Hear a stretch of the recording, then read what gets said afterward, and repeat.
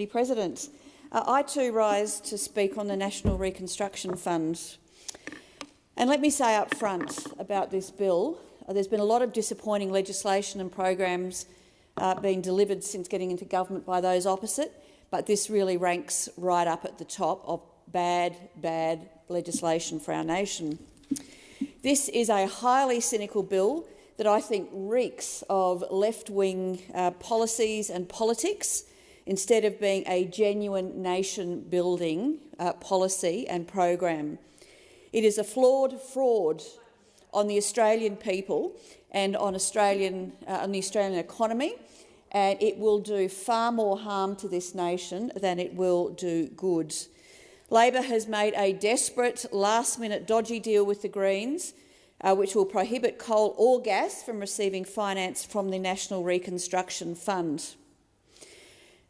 The fact is this, that Australian manufacturers rely on cheap energy to make things onshore, but Labor's continued irresponsible demonisation of gas and broken promises to bring power prices down will force more Australian manufacturers offshore. And what is the result of that? Possibly far more expensive gas for Australians, but also for people such, like the Ukrainians, who we're forcing to still rely a lot on Russian gas. So every expert in the country is calling on the Prime Minister to unlock more supplies of gas. Indeed, some manufacturers have had their gas bills triple. That is triple.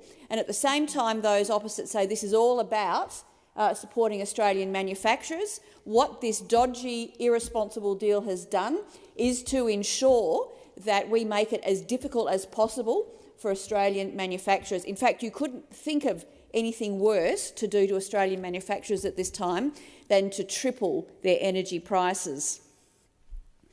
And it is very, very clear, despite all of their rhetoric before the election— oh, I'm seeing— are you taking a photo of me, Senator Pratt? Thank you. Sorry, Deputy Chair. I thought I was seeing Senator Pratt take another photo in the chamber, but my apologies. Labor will always work with the Greens against the interest of families, businesses and our manufacturers. That is very clear. No matter what they say before the election, they always do that after the election. Benchmark power prices for hundreds and thousands of Australians are set to rise by more than 20% over coming months. And sadly, for all Australians who are already struggling with increased cost of living, including increased power costs, this desperate and very dodgy deal will make it worse for Australian manufacturers and for everyday Australians through further increased power prices. Now, the Industry Minister himself, he speaks out of one side of his mouth that he supports gas, but his actions in caving into these radical Green amendments speak the loudest. This is a very bad bill, which has become even worse with this dodgy deal. And on this side of the chamber, we will fight it because it is such a flawed bill. There are 5 main reasons why this is flawed, and let me share them with you now. The fund will be administered by a corporation with an independent board who will deliver against an investment mandate set by the government. But that framework is fundamentally flawed for 5 reasons. And as I've said, it will make the circumstances for Australian manufacturers and for Australian energy consumers, i.e. Australian families, all the worse. And what's worse is that Labor and the Greens understand these flaws, and yet they are still going ahead with this legislation. To me, it reeks of them pushing through the cashless debit card repeal, knowing and having the warnings of the consequences this would cause to thousands of Indigenous Australians and remote communities, but they were ideologically hell-bent on introducing it, and the safety and security of those communities and women and children be damned. And that is exactly what we're seeing here. They are going to introduce this legislation come hell or high water, and they don't really care about the implications for Australian workers, Australian manufacturing and, of course, our energy producers. So let's have a look at the 5 reasons why this is such bad legislation. Firstly, the bill almost is devoid of any economic considerations. Now, the government must, and they promised before the election to address rising energy prices, but guess what? As we've heard time and time again in question time inside this place, another broken promise, and they don't really care at all.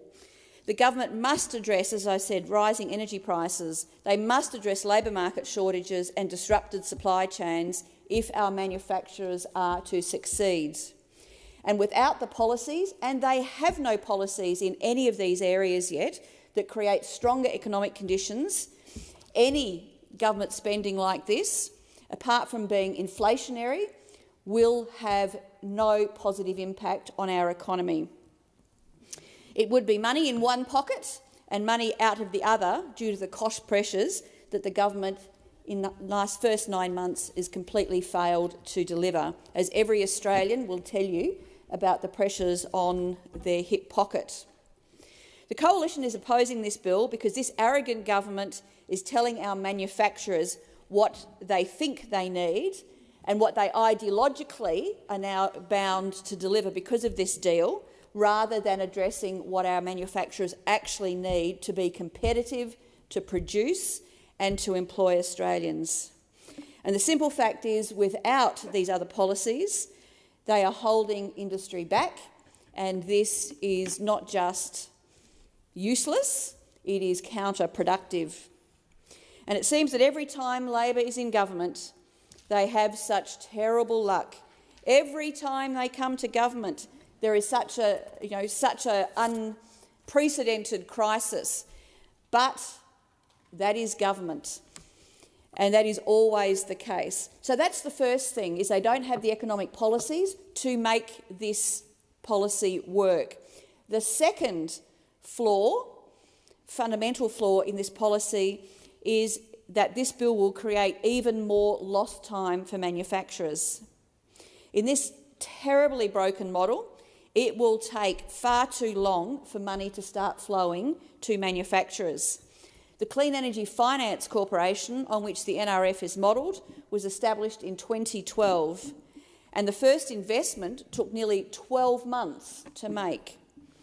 Our manufacturers cannot afford to wait that long.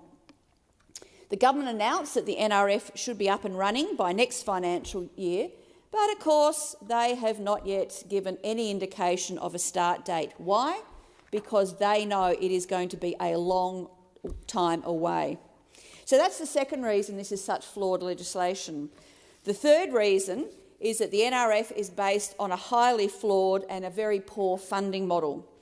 The model shifts from competitive grant programs, which have inbuilt in with them robust processes to government acquiring equity, and also for how government provides loans, which in their model will lead inevitably to unfavourable and unintended consequences. Government equity and loan schemes are less accessible than grants, and manufacturers are almost certainly going to struggle to meet their return on investment thresholds or put together detailed business cases in-house. And these are the sorts of things that the Labor Party and the Greens do not think about. What is the reality of business development and equity financing and capital raising for manufacturing companies in Australia? So what will happen to failed or failing loans? It is clear that the last experiment down this very similar path was the Victorian Economic Development Corporation, which uprooted manufacturers. Eligibility is also another issue. Certain industries may have margins which are too small, or it could be too risky with disrupted supply chains that many companies are still facing.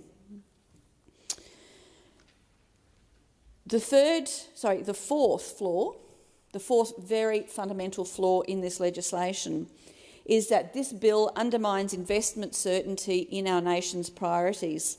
And with the government changing Australia's national manufacturing priorities on a highly partisan political whim, not based on sound economic principles, it will undermine investment decisions and erode investor confidence.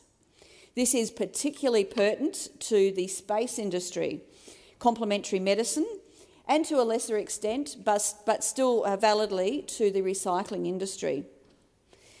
The Labor government's new priorities are too vague, and they strip industry policy of the focus needed to drive investment in highly tailored and specific sectors.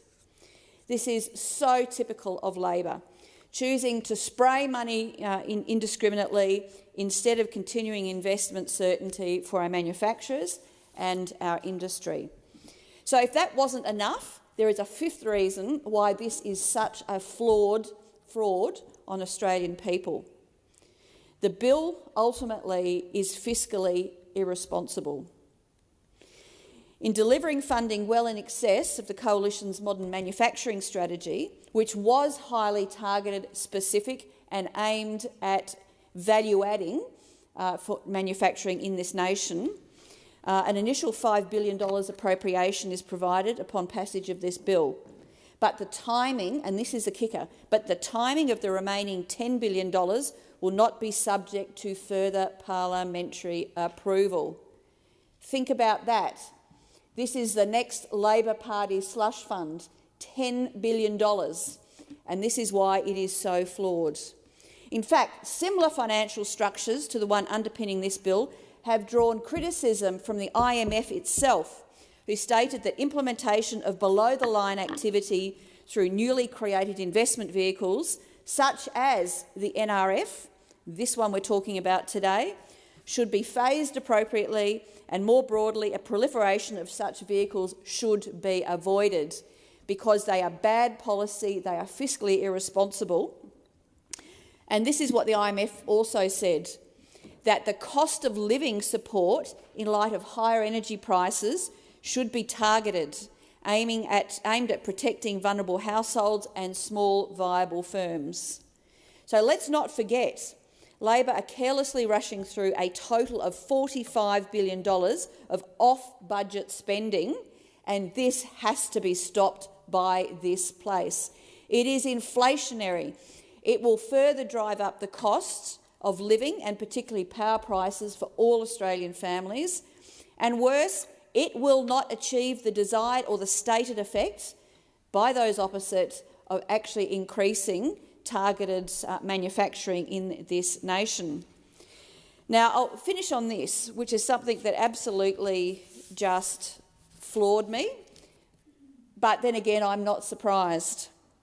So when the Assistant Minister for Manufacturing, Senator Ayres, and the department were pressed in Senate estimates recently about whether any modelling had been done on the inflationary pressures of the NRF and what inflationary pressures they would cause, what do you think the answer was?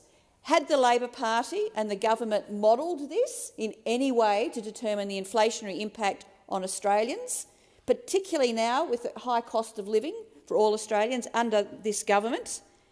And the department officials said no. No modelling, no inflationary modelling on this at all, despite the fact that it is very clear this could well have an inflationary impact on Australians and on companies, particularly for their energy prices.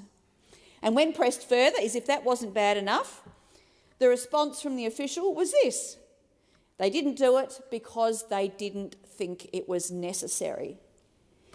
This government did not think it was necessary to even model the inflationary impact of this clearly inflationary policy.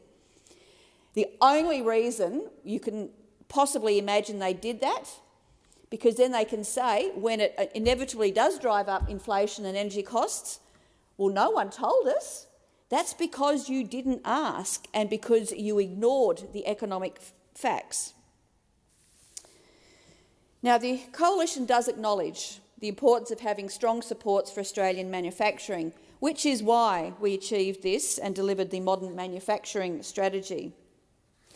But it was transparent and it was sound economically. Labor's National Reconstruction Fund is many times the cost, has great risk for Australian taxpayers, and will demonstrably not result in any benefit for Australian manufacturers. It will just result in more pain for Australian taxpayers. Thank you. Senator Henderson.